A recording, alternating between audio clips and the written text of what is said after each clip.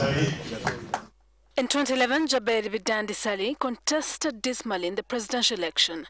However, for a leader who embraced politics at a tender age, his performance at the election is not a yardstick to label him a run-of-the-mill politician. By the time he contested, Bidandi was in the evening of his life, and his issue-based campaign in the little-known People's Progressive Party did not gain traction with the electorate.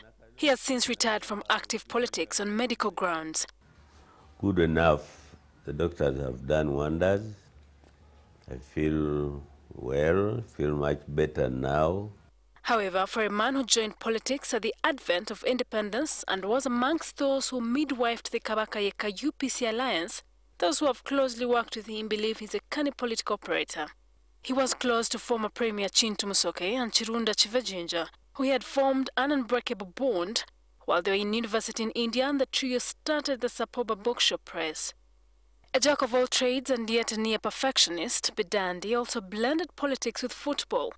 His stewardship as Uganda Cranes team manager in 1978 helped the team reach the Africa Cup of Nations final. Number one consideration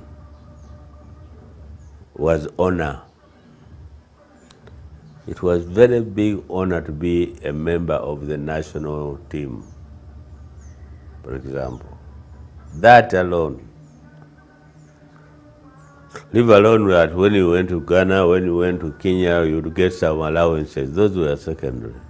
But that is no longer the case. Bidandi says sports administrators are fortune seekers and accuses government of pushing sports to the back burners. Money first, money first, money first. And I think that affected the game. Bidandi's role as local government minister during the NRM government left a lasting legacy as power gradually shifted from the center to the grassroots under the decentralization program. However, he says the multiplicity of districts is counterproductive. Failure to follow the provisions of the Constitution in relation to the Ministry of Local Government. Barely after presiding over the elect Museveni task force in 2001, Bidandi Ssali in 2003 openly defied the president during a meeting at Chankwanzi where there was a proposal to lift the presidential term limits.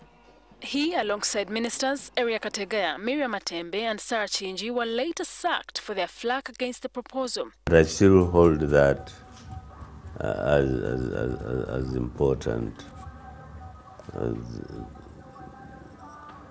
Leaders must have limits. Now an observer from outside, Bidandi says the opposition needs to move away from a campaign laced with anger and turn to an issue-based approach. Don't teach hatred.